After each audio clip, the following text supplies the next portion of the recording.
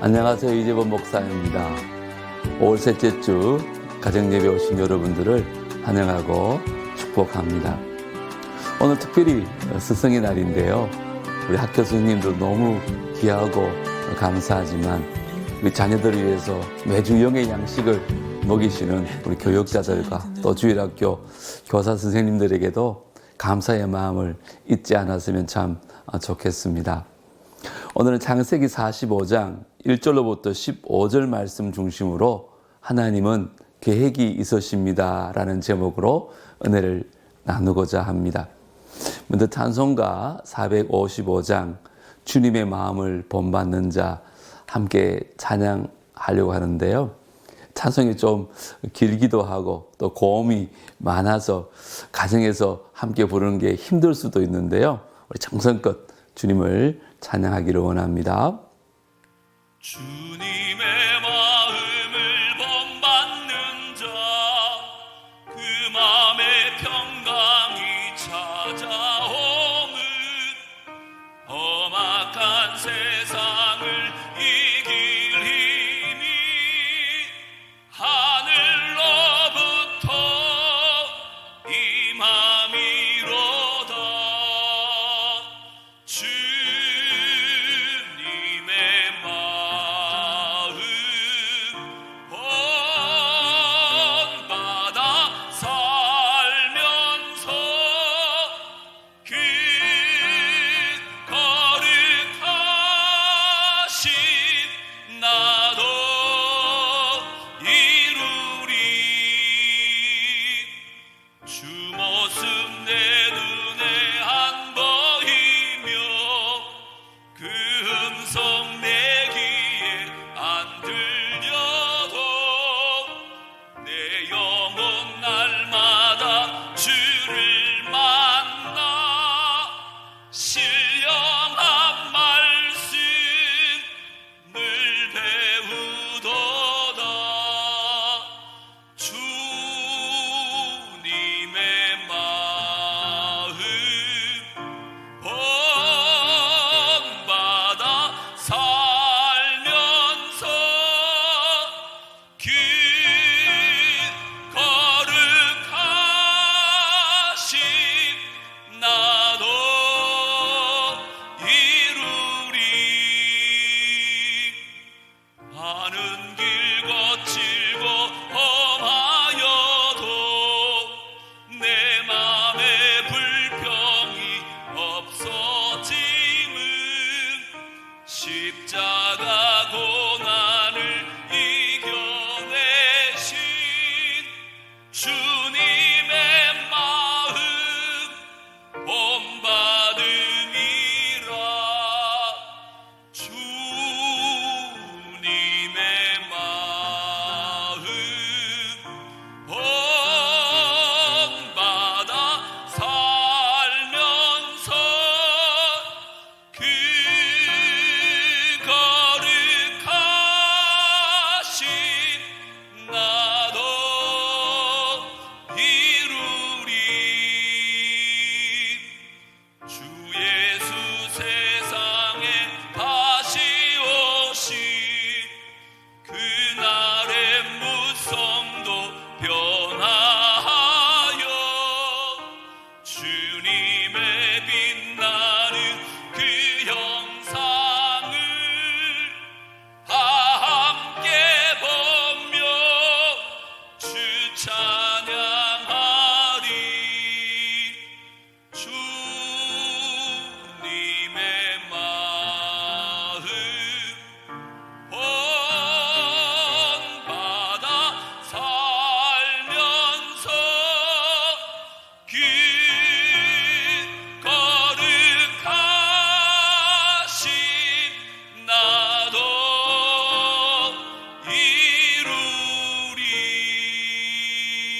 이루리. 오늘 우리 가정해 주시는 하나님의 말씀은 창세기 45장 1절로부터 15절입니다. 우리 다 함께 한 목소리로 힘차게 말씀을 읽겠습니다. 시작.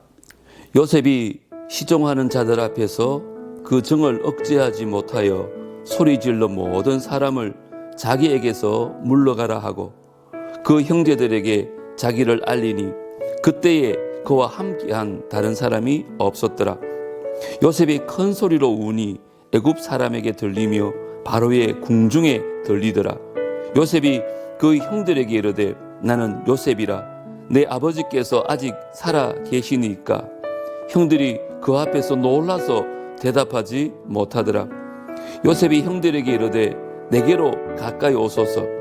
그들이 가까이 가니 이르되 나는 당신들의 아우 요셉이니 당신들이 애굽의 판자라. 당신들이 나를 이곳에 팔았다고 해서 근심하지 마소서. 한탄하지 마소서. 하나님이 생명을 구원하시려고 나를 당신들보다 먼저 보내셨나이다.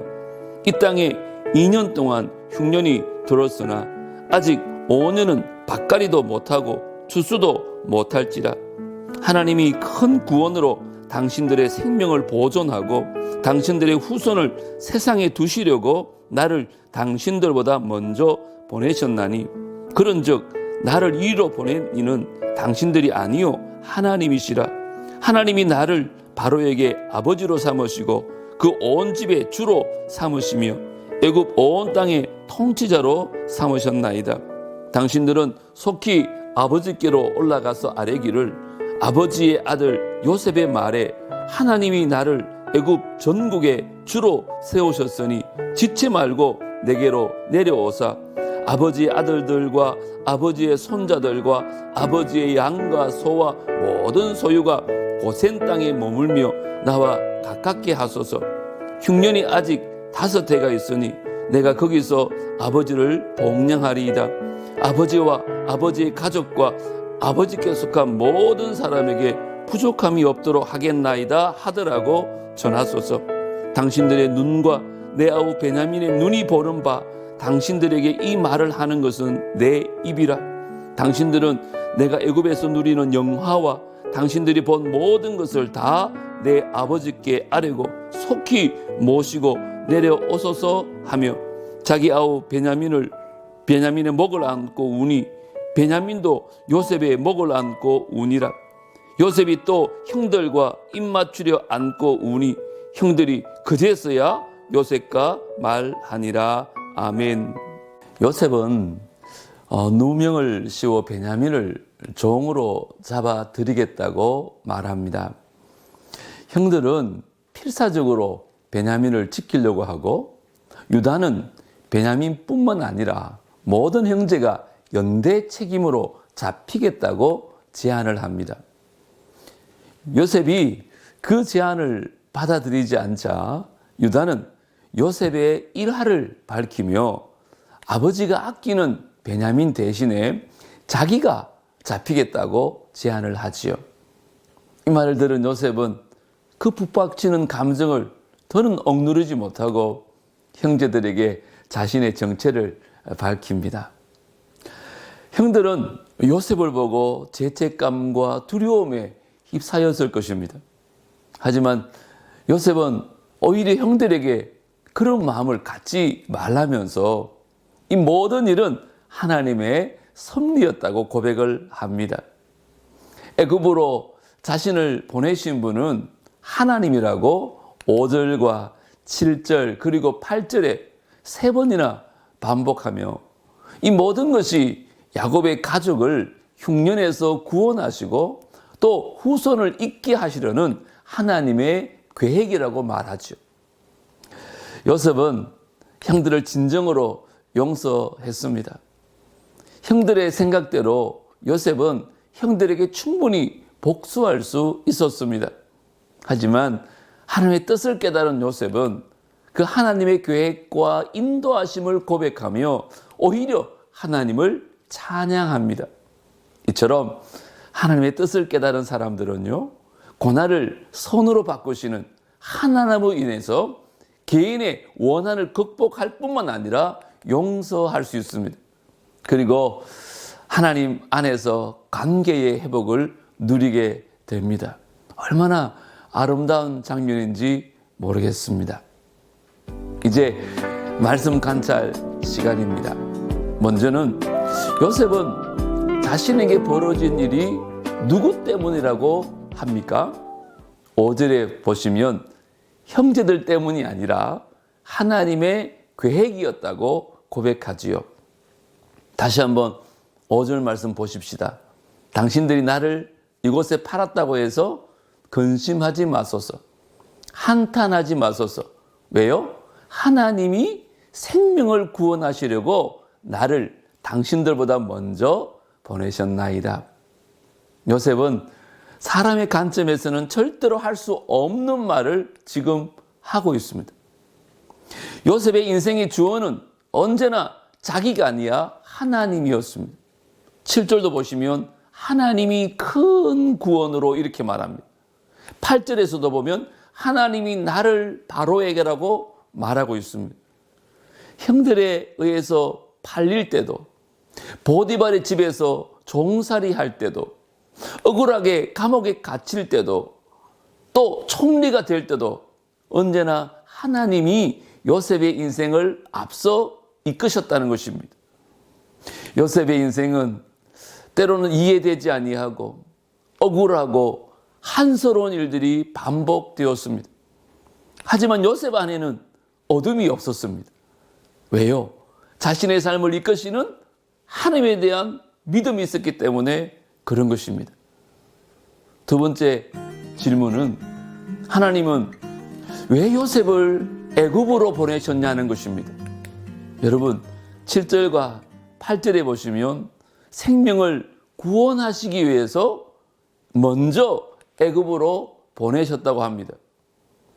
여러분 모르는 것을 여행할 때 길을 잘 아는 가이드와 함께 한다면 아무 걱정이 없을 것입니다. 왜요? 가이드만 따라가면 안전하고 편안하게 여행을 즐길 수 있기 때문에 그렇습니다. 요셉은 하나님이 형들보다 자신을 먼저 애굽으로 보내셨다고 두 번이나 말합니다. 마치 가이드처럼. 요셉이 형들보다 먼저 와서 가족이 살아갈 방법을 준비했듯이 하나님은 요셉보다 앞서서 요셉을 위한 일들을 행하셨습니다. 요셉을 향한 하나님의 계획은 요셉 혼자 잘 사는 것이 아니라 믿음의 후손 전체를 살리는 것이었습니다. 요셉의 고난은 고난으로 끝나지 않고 그 너머에 생명을 살리는 특별한 섭리가 있었던 것입니다. 사랑하는 여러분, 삶의 무게가 아무리 무거워도 앞서 행하시는 하나님을 우리가 믿을 수만 있다면 우리 역시 하나님의 구원 섭리 속에 쓰임받게 될 줄 저는 믿습니다. 하나님은 지금도 저와 여러분보다 앞서서 우리의 길을 인도하시는 하나님인 줄 믿습니다. 이제 말씀 적용 시간입니다. 오늘도 주보에 나와 있는 이 두 가지 문제를 가지고 가족들과 함께 각자의 생각들을 나누는 시간을 가지려고 합니다. 제가 자주 말씀드리지만 우리 남부교회 가정예배의 가장 큰 은혜는 바로 이 나눔의 시간이라 생각되어집니다. 각자의 생각을 좀 깊이 있게 나누면 좋을 것 같습니다. 먼저는요, 하나님이 내 인생을 주도적으로 이끄셨던 경험이 있다면 그 경험을 가족들과 함께 나눠보시지요. 두 번째 나눔은 당시에는 몰랐지만 모든 것이 하나님의 계획이었음을 깨닫는 사건이 있다면 그것도 가족들과 함께 나눠보시면 좋겠습니다.